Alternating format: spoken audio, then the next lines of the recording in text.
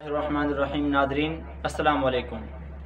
Nadreen, आज हम इस पर बात करेंगे कि हम अपने बच्चों को क्या सिखाना चाहते हैं और क्या हमें सिखाना चाहिए।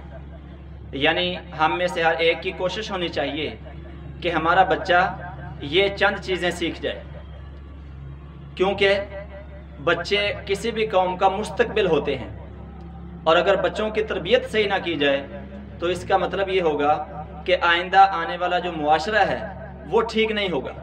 तो हमें सबको अपने बच्चों को सही तरबियत देनी है और उनको सही चीज़ें सिखानी है।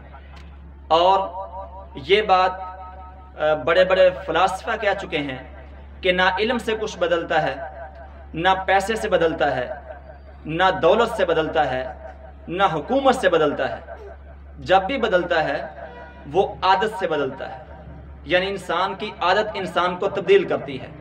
इंसान जिस तरह की आदत अपनाता है वो उसी तरह का बनता चला जाता है, उसी तरह की मुआशरे के अंदर उसकी वैल्यू और उसकी कीमत लगती है।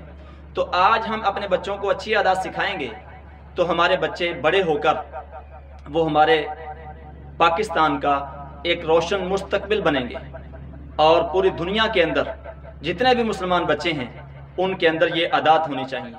पहली आदत है इज़्ज़त और एहतराम, कि हमें बच्चे को ये सिखाना चाहिए कि वो दूसरों को इज़्ज़त और एहतराम दे। दूसरों को वो जितना एहतराम देगा उतना ही वो बड़े होकर एहतराम हासिल करेगा। चुनाचे बच्चों को चाहिए कि जब वो बड़े को बुलाएं तो अंकल कहकर बुलाएं। इसी तरह अगर वो रास्ते में जा रहे हैं, कोई पीछे से आ गया मोटरसाइकिल सवार, उस बच्चे की वजह से उसको कुछ रुकना पड़ गया तो बच्चा बाद में कहे कि सॉरी अंकल, मेरी वजह से आपको तकलीफ उठाना पड़ी। तो मतलब ये कि हर मैदान में, मिसाल के तौर पर कहीं पानी पीने के लिए लोग जमा हैं तो छोटे बच्चों को सिखाएं, मैं सिखाऊं, हम सब सिखाएं कि पहले बड़ों को मौका दें। इसी तरह से मस्जिद में आएँ, वुज़ू करना है, ट्यूटियों पर वुज़ू करना है तो वहाँ पर रश है, बच्चों को चाहिए कि बड़ों को मौका दें। और इसी तरह बुलाने के एतबार से अपने से बड़े को अंकल कहकर बुलाएं, चचा कहकर बुलाएं, या उसकी जो रिश्तेदारी बनती है, रिश्तेदार हैं तो रिश्तेदारी के नाम से उसको जो रिश्ता है उससे पुकारें।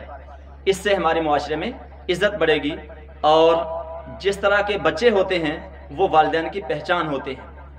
नंबर 2, ईमानदारी और सच्चाई। दूसरी चीज़ हमें बच्चों को ये सिखानी है कि हर हाल में वो सच्चाई को अपनाएं, सच्चाई को अपना शेवा बनाएं। उनसे कोई गलती हो जाती है तो सच बोल दें, क्योंकि नबी पाक सल्लल्लाहु अलैहि वसल्लम ने फरमाया कि सच्चाई निजात देती है और झूठ वो हलाक कर देता है। तो चुनाचे बच्चों को सिखाना चाहिए कि वो सच बोलें। अगर उनसे कोई काम खराब हो गया है, गड़बड़ हो गई है, तो वो उसमें भी सच बोलें और अपनी गलती को तस्लीम करने की आदत बनाएं। ईमानदारी अपनाएं, हर मौके पर वो ईमानदारी से काम लें। जो उनको काम दिया जाए उसमें ईमानदारी से वो काम करें। उनको दुकान पे भेजें, उनको कहें कि ये इतने रुपए की चीज़ लेकर आएँ और बाकी जो है वो इतने रुपए वापस ला कर दें। तो बच्चे को ईमानदारी से उसको चेक करें कि इसके अंदर कितनी ईमानदारी है। और तीसरी चीज़ है खुद एतमादी। बच्चे के अंदर खुद भी खुद एतमादी हो और दूसरे लोग उस पर एतमाद करें। जिस बंदे के अंदर खुद एतमादी खुद नहीं होती, दूसरे लोग उस पर एतमाद नहीं करते। मतलब ये कि जिसको अपने ऊपर खुद एतमाद नहीं होता तो दूसरे उस पर कैसे एतमाद करेंगे। हम अपने बारे में जो कुछ सोचते हैं दूसरे हमारे साथ वही गुमान करते हैं और वही करते हैं। तो चुनाचे बच्चों को चाहिए कि हमें चाहिए कि हम अपने बच्चों को खुद एतमादी सिखाएं, खुद एतमादी दें। और खुद एतमादी आती है कि बच्चे के अंदर ईमानदारी हो, सच्चाई हो, बच्चे का जहन जो है वो वसी हो, उसके जहन के अंदर अच्छी चीज़ें जाएं तो वो उसके अंदर खुद एतमादी आती है। हमें चाहिए कि बच्चों की अच्छी आदत पर उनको शाबाश दें और बुरी आदत पर उनको आराम से प्यार के साथ समझाएं। बच्चों को बार बार ना डांटें। इस तरह से उनकी खुद एतमादी में फ़र्क पड़ता है। उनका जो सेल्फ कॉन्फिडेंस है वो लेवल कम होना शुरू हो जाता है। और चौथी चीज़ है खुशी से काम करें।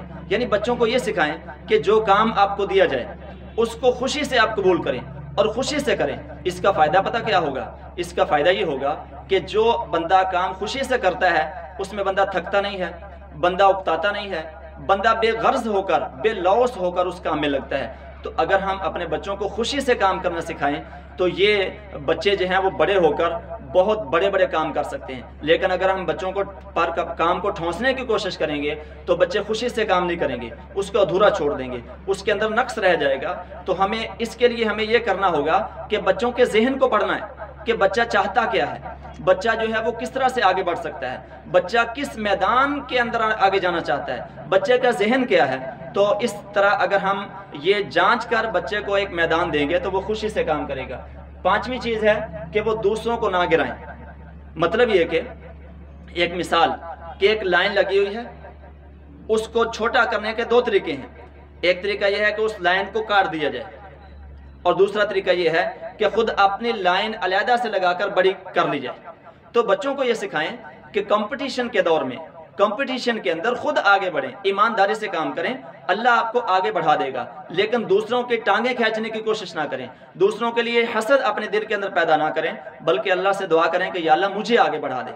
اور چھٹی چیز ہے کہ بچے کی سوچ بڑی ہو, بچے کا ویژن بڑا ہو. بچہ اپنے انفرادی طور پر نہ سوچے, بلکہ بچہ جو ہے وہ نیشنلی سطح پر سوچے, قومی سطح پر سوچے. اور اس کے لیے بچے کو بڑے لوگوں کی کتابوں کا مطالعہ کرنا ہوگا.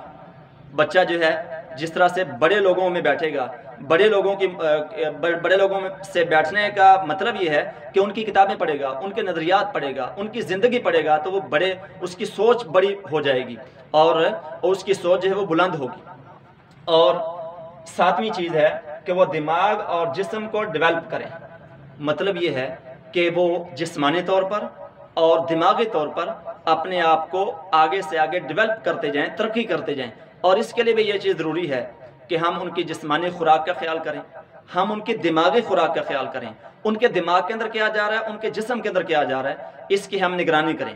ان کے جسم کے اندر کہیں کوئی زہریلی چیزیں تو نہیں جا رہی, ان کو وہ کوئی ایسی خوراک تو نہیں کھا رہے جو ان کو کمزور کر دے. فاسٹ فوڈ میں ایسی خوراک بھی ہے جو بچے کی صلاحیت پہ اثر انداز ہوتی ہے, تو اس چیز کو بھی دیکھنا ہے. اسی طرح بچے کی آنکھوں کے ذریعے سے اس کے دماغ میں کیا جا رہا ہے, کانوں کے ذریعے سے اس کے دماغ میں کیا جا رہا ہے, بچہ پڑھ کیا رہا ہے, بچہ موبائل میں کیا دیکھ رہا ہے, بچہ کن لوگوں کے ساتھ بیٹھتا ہے, کن بچوں کے ساتھ اس کی بیٹھک ہے, اس کی مجلس ہے. یہ سب چیزیں ہم دیکھیں گے تو اس سے ہمیں اندازہ ہوگا کہ بچے کی دماغی اور جسمانی ڈیولپمنٹ کیسے آگے جا رہی ہے. یہ 7 پوائنٹ ہیں جو ہم اپنے بچوں میں دیکھنا چاہتے ہیں.